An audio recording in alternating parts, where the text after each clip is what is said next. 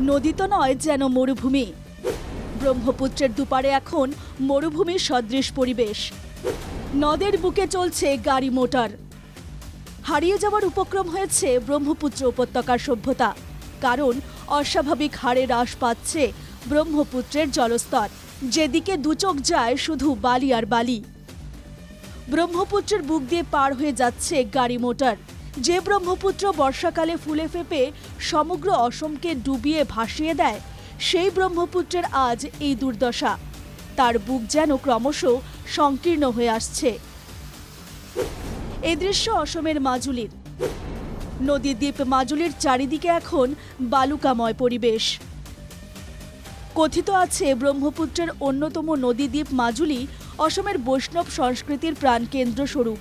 শ্রীমন্ত শঙ্কর দেবের নির্মিত অনেক সত্র নামঘর এখনও বর্তমান রয়েছে মাজুলিতে।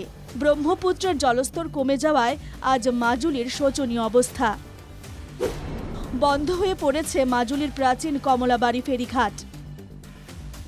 ব্রহ্মপুত্রের জলস্তর নেমে যাওয়ায় ব্যাহত হয়ে পড়েছে নদীপথে যাতায়াত ব্যবস্থা। কমলাবাড়ি ফেরিঘাট থেকে ফেরি চলাচল বন্ধ হয়ে পড়ায় অসুবিধার সম্মুখীন হতে হচ্ছে মাজুলিবাসীদের। ব্রহ্মপুত্রের এই শোচনীয় অবস্থায় চিন্তিত হয়ে পড়েছে সমগ্র মাজুলিবাসী। এই ঘাটটো আজি প্ৰায় ২০-২৫ দিনৰ আগত কমলাবাৰী নিমাতী কমলাবাৰী পাৰঘাট আছিল। সেই পাৰঘাটটো সম্পূৰ্ণৰূপে ব্ৰহ্মপুত্ৰ নদী শুকাই যোৱাৰ পৰিপ্ৰেক্ষিতত আমি ঘাটটো ইতিমধ্যে ইয়ালৈ স্থানান্তৰ কৰিবলগীয়া হ'ল। আৰু প্ৰশাসন তথা আমাৰ বিভাগীয় ঊৰ্ধ্বতম কৰ্তৃপক্ষৰ যি চিন্তা চৰ্চা, সেই চিন্তা চৰ্চাৰ মাধ্যমেদি আমাক ইতিমধ্যে ইয়ালৈ প্ৰেৰণ কৰিলে আৰু আমাৰ সম্পূৰ্ণৰূপে নাও জাহাজ যিখিনি বিভাগীয় সম্পূৰ্ণ ইয়ালৈ লৈ আহিবলগীয়া হ'ল। আৰু ইয়াৰ পৰা আমি এতিয়া নিমাতীলৈ ফেৰী আমি চলাই থাকিবলগীয়া হ'ল। এই দৃশ্য কলিয়াবরের শিলঘাটের। ব্রহ্মপুত্রের জলস্তর নেমে যাওয়ায় পর্যটকদের জাহাজ পারে ভিড়ানো যাচ্ছে না। কাজিরাঙ্গা জাতীয় উদ্যান সহ উজান অসমের বিভিন্ন স্থানে ঘোরার জন্য বহু দেশি বিদেশি পর্যটক এই শিলঘাটে ভিড় জমায়। তবে ব্রহ্মপুত্রের জলস্তর হ্রাস পাওয়ায় পর্যটকদের জাহাজ পারে ভিড়ানো দায় হয়ে পড়েছে। ফলে ব্রহ্মপুত্রের মাঝ থেকে তীরে নিয়ে যেতে হচ্ছে ছোট মোটর বোটে করে। জলস্তর কমে যাওয়ায় অসমের জলসম্পদও ধ্বংসের পথে এগিয়ে যাচ্ছে।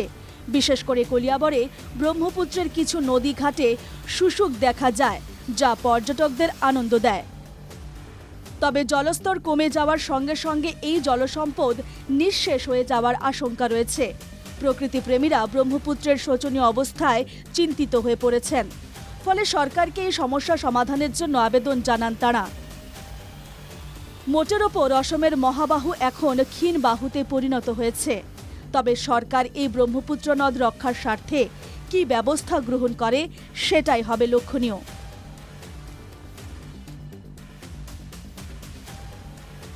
Bureau report, NKTV Bangla.